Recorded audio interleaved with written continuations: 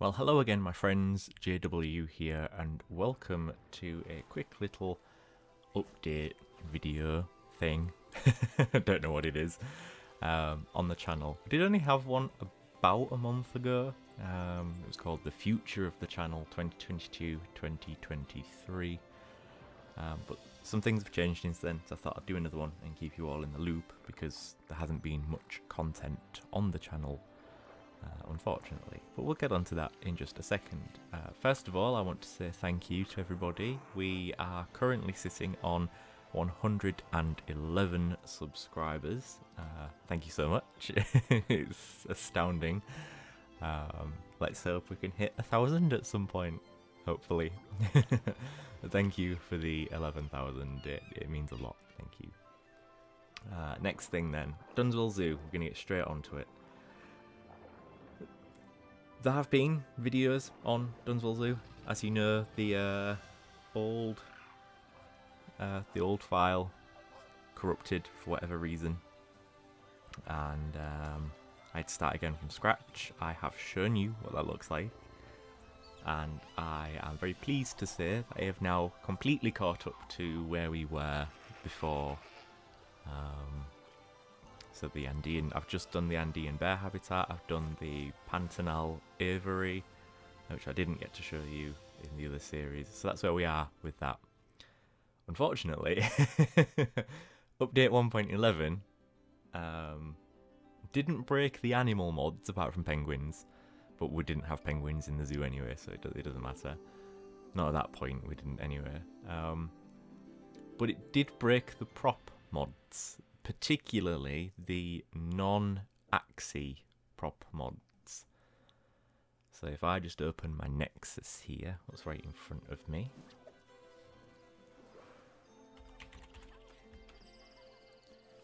So, there's a lot. There really is a lot. So the Outback prop pack, broken. All the exhibit prop packs, broken. The Planet Zoo Jurassic World prop pack, broken. Aquarium prop pack, broken. Palm prop pack, broken. India prop pack, broken. Safari prop pack, broken. Birds of the World, broken. Yeah, so the Safari pack, I had some of them in Dunswell Zoo. I had some statues, and the Outback pack, I had some of the signs and a couple of building pieces. Unfortunately, if you click on those props in the game, it crashes. That's what broke in the last update. Thankfully for me, NDP's Faux Rock pack still works. And nothing's coming up, so let me just... Here we go, yeah. The Faux Rock pack is fine for 1.11.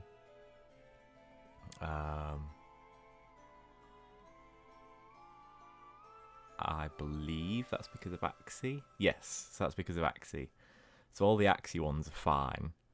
It's everything else what's broken, which is a problem for me. Now, Leaf has done a video explaining this much better than I have here. I'll link that video in the description.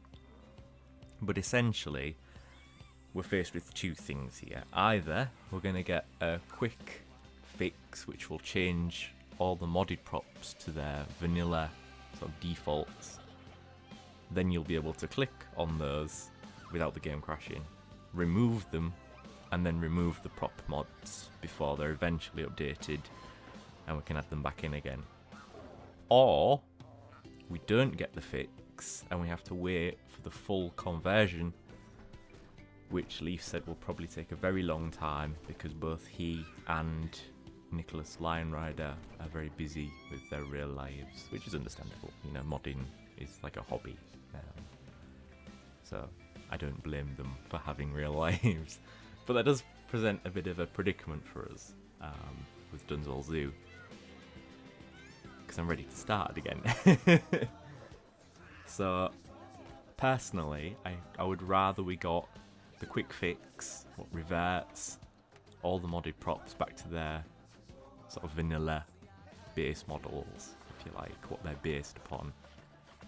And then we can click on those without the game crashing, delete them, and then just remove the mod until the full conversion is available at a later date. I would much rather that happen, because I can work without the modded props. We can add them in later. Thankfully, modded animals didn't break, so we're still good. But until we get that fix, or until we find out that we're going to have to wait for the full conversion, there's nothing I can do with Dunswell Zoo, and we don't know how long that fix is going to take. So I was thinking of perhaps doing a little mini-series what uses some of the animals that won't be going into Dunswell Zoo, that are in the base game and the DLCs, no mods in that series. I was thinking about doing something like that, just to sort of fill the massive gap in the content, really. Let me know what you think about that. It would essentially include, with the exception of Common Wombat, it would include all the animals from the Twilight Pack. It would include some animals from the Wetlands Pack, the North America Pack, most of the animals from the Europe Pack, just animals that I don't really use in my zoos, you know, foxes, badgers, skunks, raccoons, what else is there? The Yakara Cayman, I think it is, what was added in the Wetlands Pack. Stuff like that. So let me know what you think about that. That would just be sort of a general zoo theme. It wouldn't be as realistic stroke heavily themed as Dunswell Zoo is. But I digress, let's move on. But that's the situation with Dunswell Zoo. I am ready to go, but the prop mods have broken. It's always something, always something. So we'll see how long it takes for that, either the fix or the complete overhaul. Obviously a complete overhaul would be amazing, but Leaf and Nicholas Linerider are very busy, so I think a fix is probably more likely, where it would change everything back to its default, and then you would just click on it and delete it, and then just remove the mod. I think that's probably preferred by the majority of the community. But again, we don't know how long that fix is going to take either, so that's why I was thinking of starting a mini-series. Just some small animals that I don't really use in my zoos, just to showcase them off a little bit. But let me know your thoughts in the comment section below on that. Next up then, Yorkshire Wildlife Park recreation. The only thing I am waiting for to start that series is the free build mod. Still hasn't been updated. The last time I checked the Nexus page, Kaya Denick had said there was a version what he had working, but it deleted everything after he'd moved stuff, so it wasn't really ideal. So you'd have to start again from scratch every time you loaded in to your save file, which understandably isn't good at all. So just waiting for the free build mod for Yorkshire Wildlife Park. I've got my reference images, I've got my reference videos. Those of you what are watching this, what have been to Yorkshire Wildlife Park recently, will know there's a Ferris wheel at the entrance now. I will not be doing that, and there's also Project Pangea, or whatever it's called, Land of the Dinosaurs. It's a load of plastic dinosaurs with some speakers what make dinosaur noises. I'm not going to be doing that. I'm firmly opposed to that being in Yorkshire Wildlife Park as a permanent feature, but I'm not in charge of the park, so that's just my 2 cents on the situation. I hate it. It's right near the entrance. You've got sea lions to the left, and you've got tacky plastic dinosaurs to the right, and it wraps all the way around the lake, and brings you back out near the hyenas, and it's such a waste of money and space. But whatever, I don't, because I'll start ranting about it, and I can't. I want to keep this short. So I won't be doing that either. So it's not going to be a complete recreation of Yorkshire Wildlife Park. It's going to be as close as I can get it in terms of scaling and the collection of animals that it has. But obviously it's not going to have the dinosaur area or the Ferris wheel, because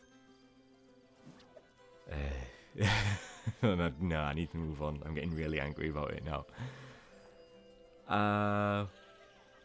But yeah, the only thing that's stopping me from that is the free build mod. I cannot do that series without the free build mod. It wouldn't be nearly as realistic enough as it needs to be. The final thing then, which is something I've been umming and ahhing about, is on my update 1.11 and Twilight Pack my thoughts video. Sean Lyle, I think that's how we pronounce your name, or Liel, Sean Liel, Lyle, I don't know, tell me how it's pronounced. Sean, hi Sean, in the comments asked, are you doing a video on the new Twilight Korea scenario? Now, I have completed the Twilight Korea scenario. It was bloody difficult, let me tell you. It took me, I think it was 6 or 7 attempts over 2 days. I very nearly pulled my hair out. It was very difficult. Nonetheless, I've done it, and I've been umming and ahhing about doing the Korea scenario video, because I feel if I do that one, then I have to do all the other Korea scenario videos, and that's a lot of work. And I don't mind doing the timed scenario challenges because they don't take up that much time, you know, because they are timed. You have to complete it in a certain time. So I don't mind doing the timed scenarios, but the Korea scenario, there isn't really a time limit on it. The only one where there is a sort of time limit is one of the objectives is to make sure you have less than, I think it's 8 security incidents while the reporter's inspecting your zoo. So obviously that's the only thing that's timed for the duration that the reporter's there. You need low security incidents. Everything else you can just sort of take at your own pace. So I don't think I am going to do a video on the Twilight Korea scenario, just because the Korea scenarios are quite sort of self-guarded. You know, it tells you that you have to breed 6 Himalayan bears, you have to breed this amount of animals, you have to have at least 3 exhibit animals, stuff like that. It's all sort of guided and not timed. You can do it at your own pace. So I don't think I am going to do a video on the Twilight Korea scenario. But for those of you who haven't tried it yet, it is bloody difficult. For me, it's probably, from memory, it's probably the second most difficult Korea scenario, and that was on easy difficulty. I think the first most difficult Korea scenario for me was, what's the name of it now?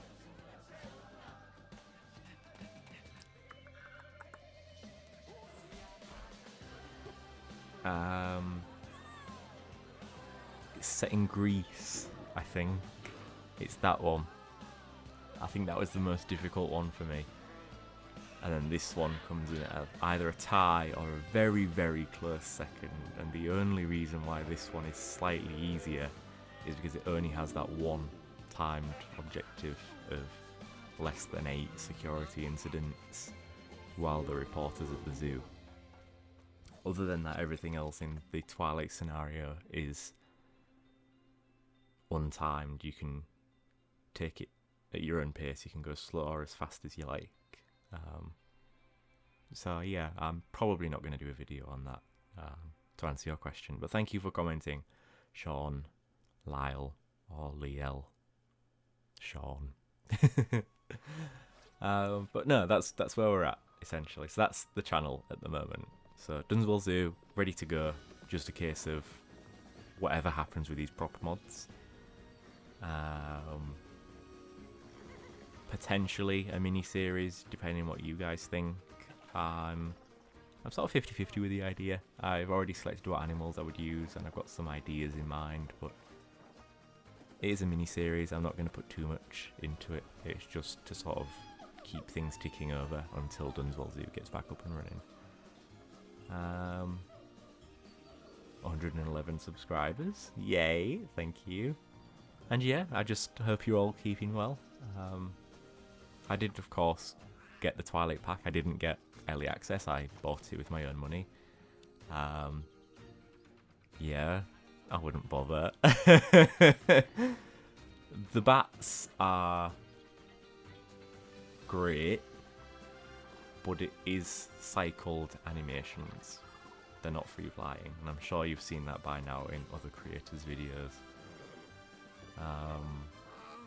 If they were going to add birds in a similar way, I don't think I'd be very happy with that. I would much prefer free flying birds that use the space that you give them. Interestingly though, I've seen a lot of people complain that the exhibit box for the Egyptian fruit bats is too big. I don't think it's big enough. It's just a path that runs through the middle of, what, 2 and a bit exhibit boxes, I think it is in length. Is it 6 meters back, I think, or 8 meters back? So it might be 2. Yeah, so I think it's 6 meters across. No, it's 12 meters back. It's 6 meters across, 12 meters back, and 8 meters high. So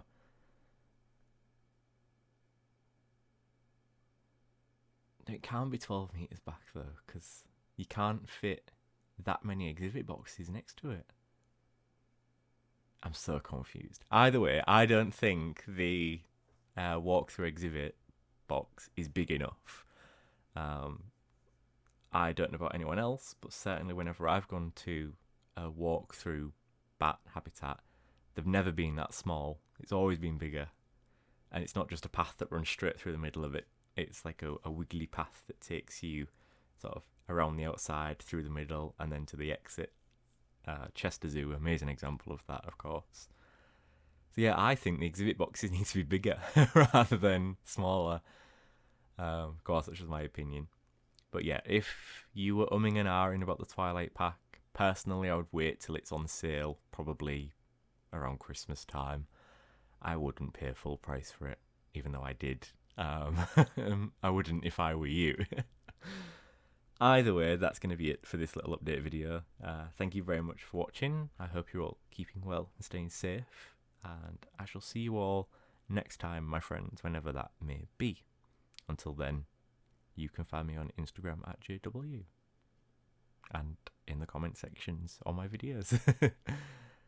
Until then, my friends, thank you for watching. Stay safe, stay kind, and bye-bye for now.